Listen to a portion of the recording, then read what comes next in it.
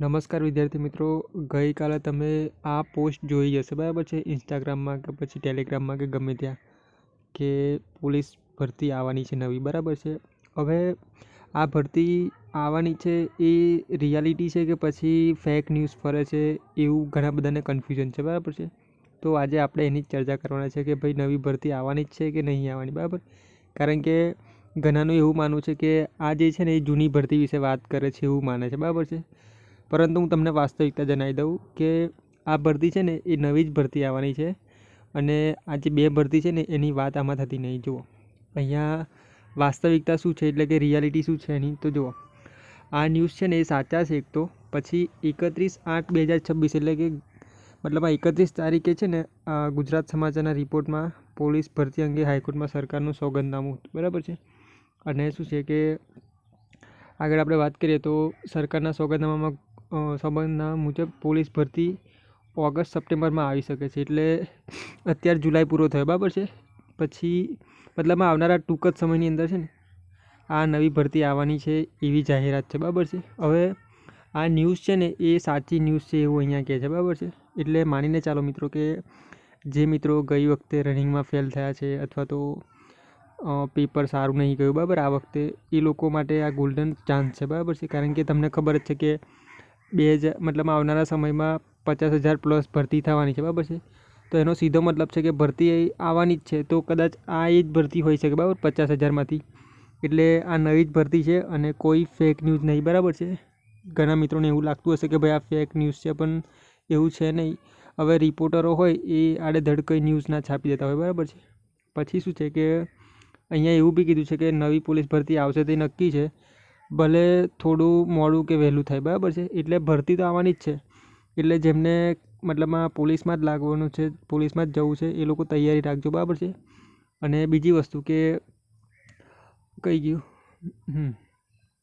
આ તો મેં તમને કીધું ને કે મતલબમાં આટલી ભરતી આવવાની સંભાવના છે, બરાબર, 14,283. હવે આમાં PSIની ભરતી બી હોઈ શકે, પછી કોન્સ્ટેબલની બી હોઈ શકે, એ રીતના. હવે PSIની નેમ તો આવે જ છે, તમને ખબર જ છે, ગઈ વખત બી આવી હતી, આ વખતે બી 858 છે. અને આ જે નવી ભરતી આવશે એમાં બી PSIની જગ્યા આવશે. એટલે જે મિત્રોને PSI જ બનવું છે એ બી તૈયાર રહેજો, બરાબર છે? ખાસ કરીને ડિસ્ક્રિપ્ટિવ માટે, બરાબર? અને જો આ ભરતી છે ને એ ઓગસ્ટ-સપ્ટેમ્બરમાં આવવાની પૂરેપૂરી શક્યતા છે એવું જાણવા મળે છે, બરાબર, આના પરથી. એટલે હવે બહુ ઓછો સમય છે તમારી પાસે, એટલે તૈયારી ચાલુ જ રાખજો. પ્લસ બીજી વસ્તુ કે ઘણાને એ કન્ફ્યુઝન હશે કે નવી ભરતી આવશે, બરાબર છે, તો RR બદલાશે કે નહીં બદલાય એમ.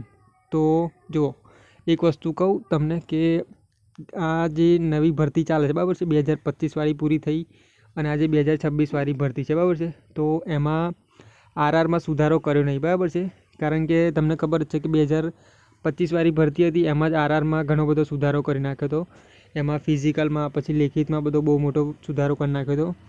એટલે હવે જે નવી ભરતી આવશે ને 2026માં, એમાં મને લાગતું નહીં કે કોઈ એટલો બધો સુધારો જોવા મળે, બરાબર છે?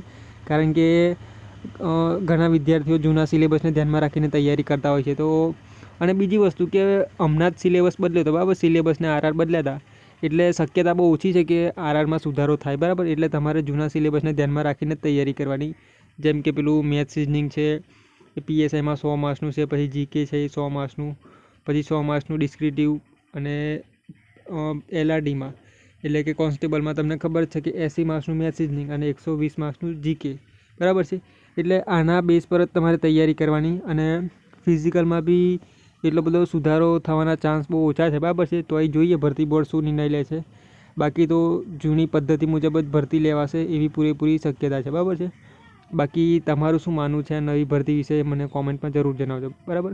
બાકી સાચી વસ્તુ છે કે ભાઈ ભરતી આવવાની જ છે, એટલે જેને પોલીસની તૈયારી કરવાની છે અથવા તો ખાકી ધારણ કરી છે એ લોકો તૈયાર જ રહેજો, બરાબર છે? કારણ કે ગમે ત્યારે ભરતીની જાહેરાત આવવાની પૂરેપૂરી શક્યતા છે, બરાબર? અને બીજી વસ્તુ કે આપણું ટેલિગ્રામ ગ્રુપ છે, બરાબર છે? એમાં પોલીસ રિલેટેડ બધી વસ્તુ છે. તો ગુજરાત પોલીસ લાઇન એવું કહીને ગ્રુપ છે, તો એની લિંક આ વિડીયો નીચે મૂકી દઈશ. તમારે જોડાવવું હોય તો જોડાઈ જજો, બરાબર? કારણ કે એમાં સારી સારી માહિતી હું આપતો હોઈશ, બરાબર? ધન્યવાદ મિત્રો.